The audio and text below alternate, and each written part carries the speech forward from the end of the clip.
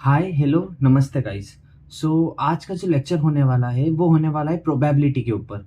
अब प्रोबेबिलिटी क्यों पढ़नी है, फर्स्ट क्वेश्चन। सेकंड क्वेश्चन, कैसे पढ़ेंगे। ठीक है।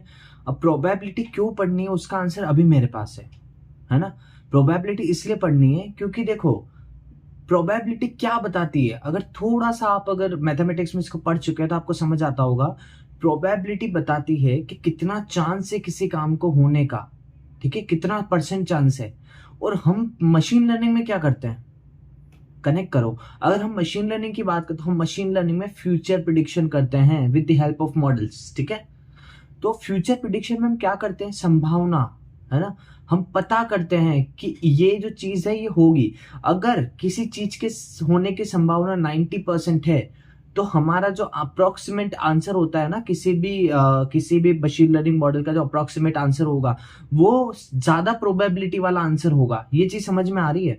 जैसे मैंने आपको बोला कि कल बारिश आने की प्रोबेबिलिटी 90% है, और आपका मॉडल एक है जो मशीन लर्निंग मॉडल है और वो बहुत अच्छा परफॉर्म करता है, तो वो भी तो आपको यही बताएगा ना कि कल बारिश आने की प्रोबेबिलिटी ज्यादा है, कल बारिश आएगी, यही तो बताएगा।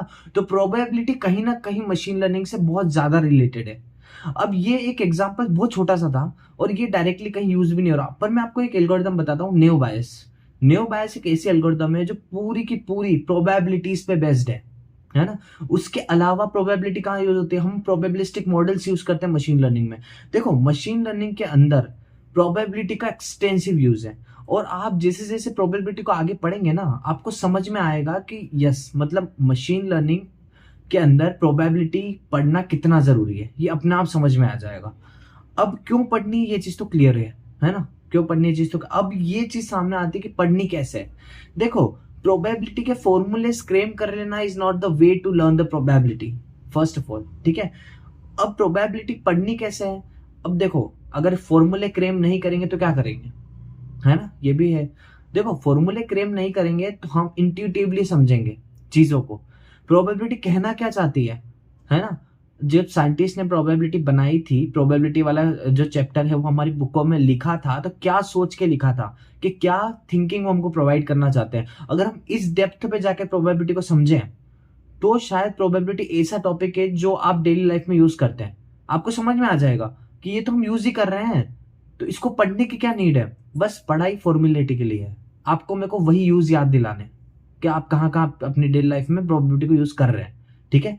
देखो, प्रोबेबिलिटी का एक थियोरेटिकल डेफिनेशन जो दे रखी है वो क्या बोलती है, आपको स्क्रीन पे दिख रहा होगा कि it provides the framework for quantification and manipulation of uncertainty. ठीक है। अब देखो, अनसर्टेनिटी का मतलब क्या होता है, अनसर्टेनिटी का मतलब क्या होता है, अनसर्टेनिटी का मतलब होता है कल कुछ भी हो सकता है ना। आज जो है वो कल नहीं है, ये वाली चीजें होती है ना कि अनसर्टेन है, टाइम बिल्कुल अनसर्टेन है, नेक्स्ट मोमेंट क्या हो जाए वो मेरे को भी नहीं पता। ठीक है। तो एक अनसर्टेनिटी फैक्टर है। अब वो अनसर्टेनिटी फैक्टर कितना है चीजों में, देखो, मेरा मॉडल प्रिडिक्ट करने वाला है कि कल बारिश होगी। ठीक है। Tomorrow will be the rainy day, मेरा मॉडल प्रिडिक्ट कर रहा है ना। लेकिन इस चीज की क्या गारंटी है कि कल बारिश होगी ही होगी। मेरे मॉडल ने प्रिडिक्ट किया, इसका मतलब ये थोड़ी कि सच होगा। There is always uncertainty factor, कि कुछ भी हो सकता है ना। अब ये कुछ भी हो सकता है वाली जो चीज है ना, इसको नापना बहुत जरूरी है। अगर हमको पता होगा ना कि कुछ भी हो सकता है वाली थिंकिंग कितनी है, तो हम क्या बोलेंगे कि कुछ भी हो सकता है वाली थिंकिंग को कम करो, हमको परफेक्ट रिजल्ट चाहिए, है ना। तो अनसर्टेनिटी, अनसर्टेनिटी को मापने की जो यूनिट है, वो है जो मापने का जो तरीका है वो हमको प्रोवाइड करता है प्रोबेबिलिटी। ये थोड़ी सी क्रिटिकल लग सकती है, ये डेफिनेशन ना थोड़ी सी क्रिटिकल लग सकती है, लेकिन देखो, प्रोबेबिलिटी का सिंपल सा मीनिंग अगर हम समझें तो वो होता है, देखो मैथमेटिकली अगर हम जाएंगे ना तो सिंपल सा मीनिंग ये होता है कि आपको जो भी डिजायर्ड रिजल्ट चाहिए उसको आप डिवाइड कर दो टोटल नंबर ऑफ रिजल्ट से। ये होता है हमारा प्रोबेबिलिटी मैथमेटिकली, तो है ना, एटलीस्ट। लेकिन अब यहाँ पे अगर मैं जो आपको बात बोलना चाह रहा हूँ कि अनसर्टेनिटी फैक्टर हम क्वांटिफाई कर सकते हैं, अब वो यहाँ कैसे रिलेट हो गया, है ना, वहां यहां कैसे रिलेट हो गया, है ना।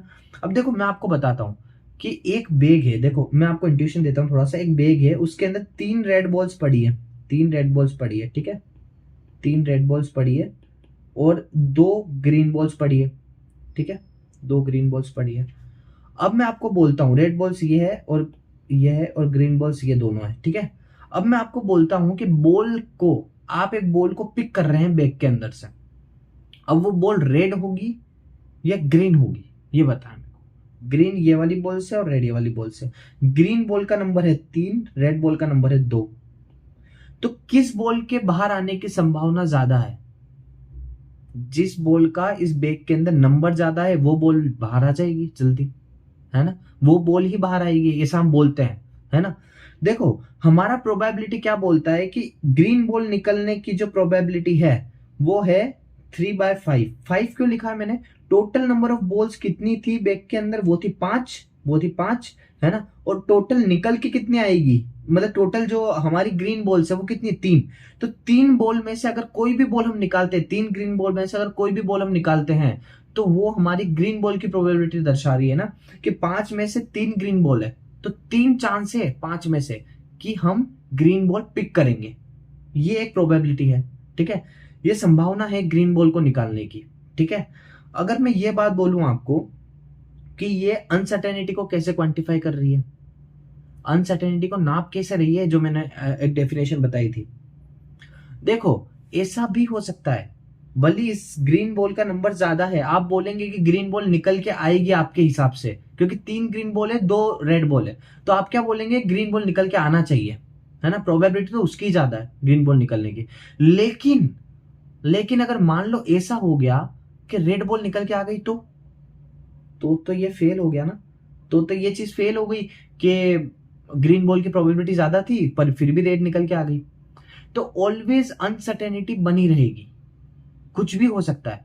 लेकिन जो सर्टेनिटी, जो हम सोच रहे हैं वो होने की प्रोबेबिलिटी, जो हम सोच रहे हैं ना ग्रीन निकल के आए, वो होने की प्रोबेबिलिटी यहाँ पे 3/5 है। ये हम क्वांटिफाई कर रहे हैं, है ना। तो देखो एक चीज और है कि टोटल प्रोबेबिलिटी सारी प्रोबेबिलिटी को अगर हम सम करेंगे ना तो 1 आएगा आंसर। अब इसका जो और ज्यादा अगर आप समझने आ रहा हो तो और ज्यादा अच्छे से हम आगे समझेंगे, लेकिन 1 आएगा टोटल प्रोबेबिलिटी का सम। 1 माइनस 3/5 अगर मैं कर दूं, टोटल में से ग्रीन आने की प्रोबेबिलिटी माइनस कर दूं तो रेड आने की प्रोबेबिलिटी निकल जाएगी ना। यहां से रेड आने की प्रोबेबिलिटी निकल जाएगी, तो वो क्या होगी? 2/5, क्योंकि 2 बॉल्स है इसके अंदर और टोटल 5 बॉल्स है, तो 2/5 मेरा आंसर आता है अगर मैं रेड बॉल की प्रोबेबिलिटी निकालू तो, है ना। तो ये अनसर्टेनिटी वाली चीज थी थोड़ी सी, क्योंकि हमारा जो अंदाजा कह रहा था कि ग्रीन बॉल निकल के आएगी क्योंकि प्रोबेबिलिटी उसकी ज्यादा है ना। लेकिन जो हुआ अनसर्टेनिटी की वजह से वो ये हुआ कि रेड बॉल निकल के आ गई। तो अनसर्टेनिटी वाली चीज होने की क्या प्रोबेबिलिटी है? वो है 2/5। तो हमने क्वांटिफाई, हमने माप लिया ना कि अनसर्टेन होने की, हम चीजों को अनसर्टेन होने की क्या क्या नाप है, मतलब क्या मेजर है, वो हमने नाप लिया विद हेल्प ऑफ प्रोबेबिलिटी। तो ये है प्रोबेबिलिटी एक्चुअल में। और हम जो समझते हैं मैथमेटिक्स में, वो क्या समझते हैं कि डिजायर्ड रिजल्ट अपॉन में टोटल नंबर ऑफ ऑब्जर्वेशंस, तो ये प्रोबेबिलिटी होगी ग्रीन बॉल के निकलने की। लेकिन इसे समझ क्या आया? आप इसको यूज कहां करेंगे? आप इसको वहां यूज करेंगे जहां पे आपको पता करना होगा कि मेरा जो अंदाजा है, मैं जो अंदाजा लगा रहा हूं वो कितना सही है, कितना, हाउ मच क्वांटिफाई कर रहे हो आप, है ना। और कितना गलत है ये भी क्वांटिफाई करो। अनसर्टेनिटी कहां कहां आ सकती है ये भी क्वांटिफाई कर रहे हो। तो ये प्रोबेबिलिटी हमको इस चीज की फ्रीडम देता है, ये करने की फ्रीडम देता है ना। अब नॉर्मल सा फॉर्मूला जो मैथमेटिक्स में यूज करते हैं हम लोग, वो करते हैं number of desired outcomes upon में नंबर ऑफ टोटल आउटकम्स, है ना। ये हो गया फॉर्मूला, तो है ना। चलो मैथमेटिकली और इंट्यूटिवली आपको शायद प्रोबेबिलिटी समझ आ गया होगा, नहीं आया तो आगे समझ में आ जाएगा, कोई प्रॉब्लम नहीं है, ठीक है। अब देखो नेक्स्ट टॉपिक जो हमारा है वो है related two types of probabilities. देखो स्टैटिस्टिक्स में ना 2 टाइप की प्रोबेबिलिटी बहुत सामने आती है, सामने क्या आती है, 2 टाइप की होती है, फ्रीक्वेंटिस्ट और बेजियन प्रोबेबिलिटी। अब इसमें बहुत बड़ा कंफ्यूजन है लोगों को कि होती क्या है, क्योंकि दोनों के मीनिंग जो है ना वो, क्योंकि मैंने जब फर्स्ट टाइम पढ़ा था तो मैं भी बहुत कंफ्यूज हुआ था, ठीक है। तो अब देखो मैं आपको बताता हूँ होती क्या। एक एग्जांपल लेंगे और क्लियर कट अंडरस्टैंड करेंगे चीजों को, हम कोई डेफिनेशन नहीं देख रहे इसमें, ठीक है। आपके पास ना एक कॉइन है है ना, एक अनबायस्ड कॉइन है। देखो बायस्ड और अनबायस्ड का मतलब भी समझ लो। बायस्ड मतलब पक्षपात, ऐसा हो भी सकता है, मतलब वो कहते हैं ना कि देखो वो भेदभाव वाली चीज है ना, तो पक्षपात या भेदभाव नहीं होना चाहिए। हेड और टेल अगर एक सिक्के में है तो अगर हम उसको उछालेंगे तो हेड भी आने की उतनी ही संभावना होनी चाहिए जितनी टेल आने की होनी चाहिए। तो ये अनबायस्ड कॉइन रहेगा। अगर ऐसा है ना कि हेड और टेल आने की सेम संभावना है, सेम प्रोबेबिलिटीज है, then it would be a unbiased coin. But if it is not the case, then it is not the unbiased coin, means it will be biased coin obviously। ठीक है, तो ये चीजें हैं। अब देखो एक कॉइन मेरे पास है, इसके इस पहलू पे तो हेड लिखा है and on the other side it will be tail. ठीक है, it will be tail on the other side. Okay, so this is a coin, unbiased coin. अगर मैं इस कॉइन को उछालूं, अगर मैं इस कॉइन को उछालूं और हाथ में पकड़ लूं, अब मैं आपसे पूछूं कि हेड आया है या टेल आया है, क्या प्रोबेबिलिटी है हेड आने की या क्या प्रोबेबिलिटी टेल आने की, आप बताएंगे कि भाई मैं आपसे पूछ रहा हूं कि हेड आया होगा या टेल आया होगा, तो आप क्या आंसर देंगे बताइए। आप अगर ये आंसर दे रहे हैं, आप अगर मुझसे ऐसा कह रहे हैं कि आप ना इस चीज को 10 बार और ट्राई कर लो, अगर आप मुझसे ये कह रहे हैं कि इस चीज को आप 10 बार और ट्राई कर लो, जिस जिस चीज के आने की, जो चीज बार बार आ रही होगी ना, बार बार जैसे हेड आ रहा होगा, मान लो 10 में से 9 बार हेड आ गया होगा, है ना, और एक बार टेल आया होगा, तो आप क्या कहेंगे कि हेड आने की प्रोबेबिलिटी ज्यादा, हेड आएगा आपके हिसाब से, नेक्स्ट राउंड में हेड आएगा आपके हिसाब से, क्योंकि आपने देखा प्रीवियस 10 राउंड्स में कि हेड ही हेड आ रहा है 9 बार, तो आप क्या कहेंगे कि अब भी हेड ही आएगा, है ना। ये होती है फ्रीक्वेंटिस्ट अप्रोच। आपने चीजों को बार बार ट्राई किया और एक कॉन्सिक्वेंसेस की लिस्ट बनाई, उसमें से आपने देखा कि इस चीज की होने, ये चीज बार बार हो रही है, तो ये चीज हमारे अगले राउंड में भी होगी। ये है फ्रीक्वेंटिस्ट अप्रोच। अब बेजियन अप्रोच क्या होती है? बेजियन अप्रोच क्या होती है? बेजियन अप्रोच वो होती है जिसके अंदर पीपल्स के बिलीफ काम आते हैं। मतलब क्या, देखो आपने हेड और टेल का एक राउंड लिया, अब मान लो कि हेड 9 बार आया, टेल एक बार आया, आपने फिर से 10 राउंड का अनोदर एक और एक्सपेरिमेंट किया जिसके अंदर हेड 5 बार आया और टेल 4 बार आया, टेल जो है वो 5 बार आया। ठीक है, आपने फिर से एक और 10 राउंड का एक्सपेरिमेंट किया, अब हेड एक बार आया और टेल 9 बार आया। ऐसे करके आपने मिलियंस ऑफ एक्सपेरिमेंट कर लिए, है ना। आपका बिलीफ बन गया कि हेड और टेल आने की कोई संभावनाएं तय नहीं है। इसका मतलब यह है कि हेड भी आ सकता है, टेल भी आ सकता है ना। टोटल नंबर ऑफ आउटकम 2 है हमारे सामने, है ना, और हेड आने की प्रोबेबिलिटी अगर हम 1 देखें, देखो हेड और tail, there are 2 things possible, है ना। मेरा जो डिजायर्ड रिजल्ट है वो हेड है, हेड है, और जो मैं आपको बोल रहा हूं कि कितने नंबर ऑफ टोटल आउटकम्स है, तो 2 है, तो 1/2 में कहूंगा कि प्रोबेबिलिटी होगी हेड आने की। अगर ये बिलीफ आपके माइंड में सेट है कि भाई एक बिलीफ बन चुका है कि हेड और टेल आने की प्रोबेबिलिटी 1/2 होती है, सिंपल, क्योंकि बहुत सारे एक्सपेरिमेंट्स किए, कहीं भी फ्रीक्वेंटिस्ट वाली से तो काम हुआ नहीं। क्योंकि भाई आप 10 राउंड में 10 बार कॉइन टॉस कर रहे हैं and then you are finding out कि 9 बार हेड आ रहा है, फिर एक बार टेल आ रहा है, फिर 9 बार टेल आ रहा है, एक बार हेड आ रहा है। There is no way to calculate the perfect probability. The only way to calculate the probability is to try out millions of experiments and make the beliefs। आपने एक बिलीफ बनाया, आपने नहीं बनाया, स्टैटिस्टिक्स में पहले से, और ये ऑलरेडी डिक्लेयर्ड है कि हेड और टेल आने की प्रोबेबिलिटी 1/2 होगी। तो जो बिलीफ आप यूज कर रहे हैं ना, ये बिलीफ आप यूज कर रहे हैं। अगर आप मेरे को ये कहते हैं कि दोनों की प्रोबेबिलिटी सेम होगी, मेरे हाथ में जो सिक्का रखा है उसमें हेड भी हो सकता है, टेल भी हो सकता है ना, हम नहीं बता सकते 1/2 प्रोबेबिलिटी दोनों के आने की, तो आप बेजियन अप्रोच फॉलो कर रहे हैं। आप पीपल के जो प्रायर बिलीफ्स है ना, पहले वाले बिलीफ्स, उनको यूज करके मेरे को आंसर दे रहे हैं, है ना। तो ये हो गई बेजियन अप्रोच और फ्रीक्वेंटिस्ट मैंने आपको बता दी। अब देखो कौन सी यूज होती है, यूज तो दोनों होती है, लेकिन देखो मैं आपको एक प्रैक्टिकल सिनेरियो देता हूं कि आप कार के एक्सीडेंट होने की प्रोबेबिलिटी पता करना चाहते हैं रोड पे। तो ऐसा नहीं होगा कि आप बार बार कार को रोड पे उतारेंगे और उसका एक्सीडेंट करवाएंगे और फिर आप पता करेंगे कि प्रोबेबिलिटी क्या है। Frequentist will not work there, okay, but Bayesian will work। The prior beliefs, experiences of the people will work, है ना, ये चीजें काम करेगी। तो इसलिए मैं कह रहा हूं कि Bayesian अप्रोच और फ्रीक्वेंटिस्ट दोनों ही अपनी अपनी जगह इंपॉर्टेंट है। ऐसे जरूरी नहीं है कि फ्रीक्वेंटिस्ट यहाँ यूज नहीं है तो कहीं भी यूज नहीं होगी, है ना। आप मार्केट में देख रहे हैं कि हर साल जो सेल्स है वो साल पे साल हाई जा रही है ना, हर साल हाई जा रही है ड्यू टू किसी भी एक प्रोडक्ट की सेल्स की वजह से आपकी सेल बार बार हाई हो रही है। तो आप क्या सोचेंगे कि नेक्स्ट ईयर में मैं यही प्रोडक्ट लेके आऊंगा so that my sales will not go down, है ना, आप यही सोचेंगे। तो ये फ्रीक्वेंटिस्ट अप्रोच आप यूज कर रहे हैं। आप अगर ध्यान से देखें इस चीज को तो आप बार बार चीजों को ट्राई कर रहे थे और फिर आपने नेक्स्ट राउंड में भी वही चीज ट्राई की और आपने बिलीव बना लिया कि ऐसा होगा। तो ये फ्रीक्वेंटिस्ट है और बेजियन मैं आपको समझा चुका हूं, है ना।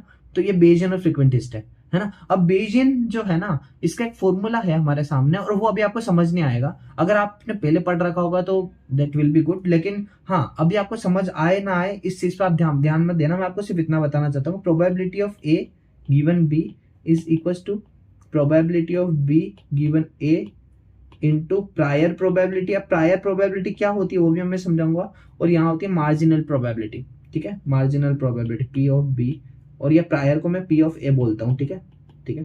तो ये एक फॉर्मूला होता है जो बेजियन प्रोबेबिलिटी का काम आता है। मैं आपको बोल रहा हूँ कि ये इवेंट जो बी है ये हो चुका है, अब ए इवेंट होने की प्रोबेबिलिटी बताओ, है ना, ए इवेंट होने की प्रोबेबिलिटी बताओ। मैं आपको बोल रहा हूँ कि ये हो चुका है और इसके होने की प्रोबेबिलिटी बताओ। तो ये तो है लाइकलीहुड, इसको हम लाइकलीहुड बोलते हैं बेजियन स्टैटिस्टिक्स में, है ना। इसको हम बोलते हैं प्रायर प्रोबेबिलिटी। जो बिलीफ की मैं बात कर रहा था ना वो यही बिलीफ है। अब देखो मैं आपको समझाऊंगा। और ये जो है ना ये है मार्जिनल प्रोबेबिलिटी, मार्जिनल। और इसको जो हम बोलते हैं ना इसको हम बोलते हैं पोस्टीरियर प्रोबेबिलिटी। अब देखो इसको ना याद रखने की जरूरत नहीं है आपको, आप अपने आप सीख जाएंगे जब हम बेजियन एक और बार पढ़ेंगे, ठीक है। जब हम नेव बायस पढ़ेंगे ना एल्गोरिथम तो हम बेजियन बहुत अच्छे से पढ़ेंगे, ठीक है। अभी सिर्फ आप फॉर्मूला याद बिल्कुल मत करना, सिर्फ मैं आपको बता रहा हूँ कि बेजियन स्टैटिस्टिक्स में क्या होता है, बेजियन प्रोबेबिलिटी में क्या होता है कि ये प्रायर जो है ना कि भाई प्रोबेबिलिटी ए के होने की प्रायर प्रोबेबिलिटी। देखो मैं आपको हेड और टेल का पूछ रहा था जैसे, है ना, तो ये ए को हेड मान लो, बी को टेल अगर आप मान लो, है ना, तो ये जो है ना ये है कि हेड आने की जो प्रोबेबिलिटी 1/2 होती है वो तो है ही सही, उसका काउंट यहाँ रहेगा, है ना। तो आपका बिलीफ काम आ रहा है जो आपने बना रखा है ना कि भाई हेड आने की प्रोबेबिलिटी तो 1/2 होती है अनबायस पॉइंट में, तो वो यहाँ काम आ रहा है। आप ऐसा नहीं करें कि 10 बार आप ट्राई करो 9 बार हेड आ रहा है तो आप बोल दे रहे हो कि हेड ही आएगा, वो तो फ्रीक्वेंटिस्ट हो गई, है ना। तो ये होती है बेजियन अप्रोच। देखो हमने बहुत डिटेल में इस चीज को कवर किया है ना। तो आई थिंक आपको समझ तो आ गया होगा ये क्या चीज मैं आपको बोलना चाह रहा हूँ, है ना। चलो ठीक है, अब हम सैंपल स्पेस की बात करते हैं। सैंपल स्पेस क्या होता है उससे पहले ना हम एक्सपेरिमेंट की बात करेंगे। रैंडम एक्सपेरिमेंट क्या होता है, देखो ऐसा एक्सपेरिमेंट, आप कुछ ऐसा एक्सपेरिमेंट करो, टॉसिंग का कॉइन ले लेते हैं, आप एक कॉइन को टॉस कर रहे हो और हेड आएगा या टेल आएगा, इसकी प्रोबेबिलिटी 1/2 होगी, हेड आएगा या टेल आएगा। आप बता नहीं सकते कि हेड आएगा या टेल आएगा, तो रैंडमली कुछ भी आ सकता है, एक्सपेरिमेंट का रिजल्ट रैंडमली कुछ भी आ सकता है। तो ऐसे एक्सपेरिमेंट्स को हम बोलते हैं रैंडम एक्सपेरिमेंट्स, कुछ भी हो सकता है ना। अब ये रैंडम एक्सपेरिमेंट्स जो होते हैं ना, जैसे आप डाइस, आपने डाइस देखा हो, है ना, जैसे लूडो वगैरह खेलते हैं, है ना, तो डाइस जो होता है वो डाइस को अगर आप उछालो तो उसमें 1 से 6 तक नंबर्स होते हैं। अब वो 1 से 6 तक नंबर्स में कुछ भी आ सकता है आपके पास, तो 1 भी आ सकता है, 2 भी आ सकता है, सबकी प्रोबेबिलिटी 1/6 ही होनी है। क्यों 1/6 होनी है, क्योंकि 1 तो हो गया जो हमको डिजायर्ड है अपॉन में टोटल नंबर ऑफ आउटकम 6, तो 1/6 ही होनी है हर नंबर की प्रोबेबिलिटी, है ना, मैं यही कह रहा हूं। तो अब आप ना, अब मैं आपको बोलूं कि इसका सैंपल स्पेस बनाओ। सैंपल स्पेस मतलब क्या होता है, collection of all possible outcomes, उसको हम बोलेंगे सैंपल स्पेस, है ना। तो देखो ये मैं अगर आपको बोलूं कि एक डाइस थ्रो किया है मैंने, तो आप मेरे को ये बात बताओ कि नंबर ऑफ पॉसिबल आउटकम्स कितने होंगे। 1 भी आ सकता है, 2 भी आ सकता है, 3 भी आ सकता है, 4 भी आ सकता है, 5 भी आ सकता है, 6 भी आ सकते हैं, ठीक है। अब 7 नहीं आ सकते क्योंकि 6 तक के नंबर्स होते हैं। तो ये टोटल जो सेट मैंने बनाया है ना नंबर ऑफ पॉसिबल आउटकम्स का, इस सेट को मैं बोलूंगा, ये जो सेट है ना इस सेट को मैं बोलूंगा कि ये सैंपल स्पेस, सैंपल स्पेस, ठीक है। ये होती है मेरी सैंपल स्पेस, सिंपल, कुछ भी नहीं था इसमें तो, है ना। एक और थोड़ा टफ एग्जांपल लेते हैं। अगर मान लो मैंने 2 डाइस को साथ में थ्रो किया, साथ में बिल्कुल जैसे 2 डाइस मेरे हाथ में और मैंने ऐसे करके थ्रो कर दिया, दोनों में साथ में क्या क्या आ सकता है ना। देखो फर्स्ट डाई में 1 आया होगा तो सेकेंड डाई में 1 भी आ सकता है, 2 भी आ सकता है, 3 भी आ सकता है, 4 भी आ सकता है, 5 भी आ सकता है, 6 भी आ सकता है, ठीक है। 1 पहले डाइस में आया तो दूसरे डाइस में कुछ भी आ सकता है, 1 2 3 4 5 6। वैसे ही यहाँ पे 1 के अलावा 2 आ सकता है, तो 2 के साथ 1, 2 के साथ 2, 2 के साथ 3, 2 के साथ 4, 2 के साथ 5, 2 के साथ 6, ऐसा भी आ सकता है। यहाँ पे 3 आया होगा, 3 के साथ 1, 3 के साथ 2, ऐसे करके यहाँ पे ना देखो, ऐसे करके यहाँ पे ना 6 तक, 6 तक, और 6 का 1, 6 के साथ 2, 6 के साथ 3, ऐसे करके ना कुछ भी यहाँ पे 6 के साथ 6 तक, तो ऐसे करके 36 पॉसिबल रिजल्ट्स यहाँ पे बन सकते हैं। आपको दिख रहा होगा 1 2 3 4 5 6, और 6 का 6 टाइम इंटू, क्योंकि 6 बार हो रहा है ना, तो ये 36 पॉसिबल आउटकम्स यहाँ बन सकते हैं। और total number of possible results, ये जो है ना total collection of possible outcomes, इसको बोलेंगे हम सैंपल स्पेस, सैंपल स्पेस, ठीक है। ये आपको समझ में आ गया है, सिंपल स्पेस क्या होती है, कैसे काम। अब बात करते हैं रैंडम वेरिएबल्स की, है ना। अब मशीन लर्निंग और स्टैटिस्टिक्स में टर्म बहुत यूज होती है, रैंडम वेरिएबल्स। क्या होते हैं रैंडम वेरिएबल्स? देखो, रैंडम वेरिएबल्स जो होते हैं ना, इस सिंपल से देखो मैं आपको समझाऊं ना, तो आप ना कुछ डिसाइड कर रहे हैं। जैसे मान लो कि मैंने कॉइन टॉस ही करते हैं, वापस से करते हैं कॉइन टॉस, ठीक है। मैंने कॉइन को टॉस किया, है ना। मैं आपसे ही बोलूं, है ना, मैं आपसे बोलूं कि number of heads, number of heads ये एक वेरिएबल है। जैसे आपने प्रोग्रामिंग लैंग्वेज पढ़ी हो, उससे कनेक्ट करो।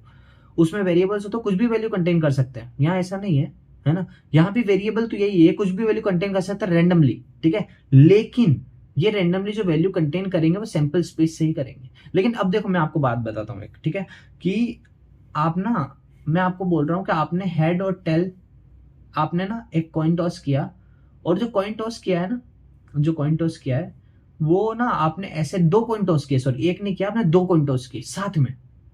तो देखो क्या आउटकम्स हो सकते हैं। पहले में हेड आया तो दूसरे में भी हेड आया हो सकता है। पहले में हेड आया तो दूसरे में टेल आया हो सकता है। पहले में टेल आया तो दूसरे में भी टेल आया हो सकता है। और पहले में टेल आया तो दूसरे में हेड आया हो सकता है, कुछ भी हो सकता है। ये 4 जो आउटकम्स है, ये पॉसिबल आउटकम्स है, ये हो गए हमारी सैंपल स्पेस, है ना, सैंपल स्पेस।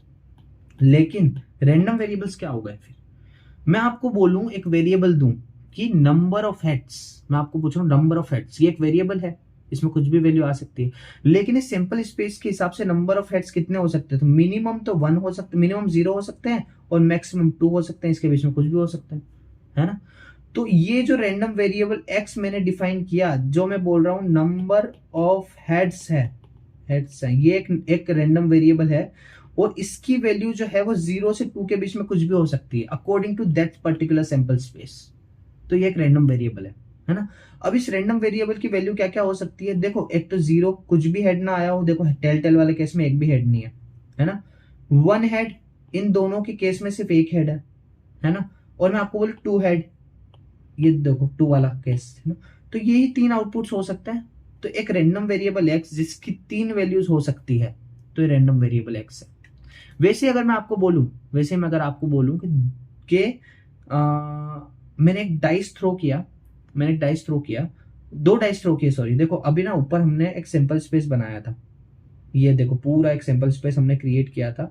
और ये इसमें कुछ भी है, देखो मैं अगर आपको अभी भी डाउट है मैं अच्छे से बना देता हूँ। 1 1 1 2 1 3 1 4 1 5 1 6 एंड 2 1 2 2 2 3 2 4 2 5 2 6 एंड ऐसे करते करते 6 तक आ जाएगी वैल्यू। 6 1 6 2 6 3 6 4 6 5 6 6 ऐसे हो जाएगा, है ना। तो ये पूरी एक सैंपल स्पेस बन गई।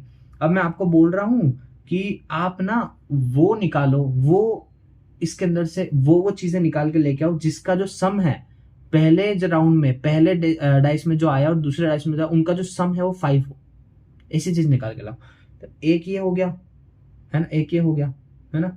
उसके अलावा क्या हो सकता है? 1 and 4 एक ये हो गया। ऐसे करके मल्टीपल आउटपुट्स यहाँ पे हो सकते हैं, मल्टीपल सैंपल स्पेस से चीजें निकल के आ सकती है ना।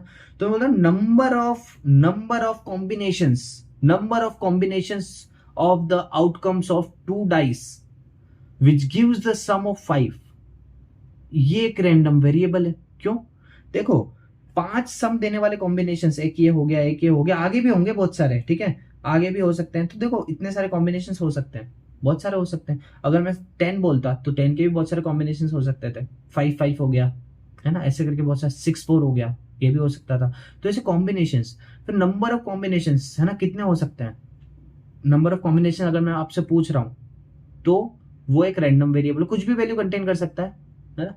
तो ये देखो, मैं आपको यही बताना चाह रहा था कि रैंडम वेरिएबल कुछ भी वैल्यू कंटेन कर सकते हैं, लेकिन वो सैंपल स्पेस से होगी, है ना। और दूसरी बात ये कि देखो, मैंने आपको एक एग्जांपल दिया था ऊपर, इस केस को आप ध्यान रखना, रैंडम वेरिएबल्स ये होते हैं।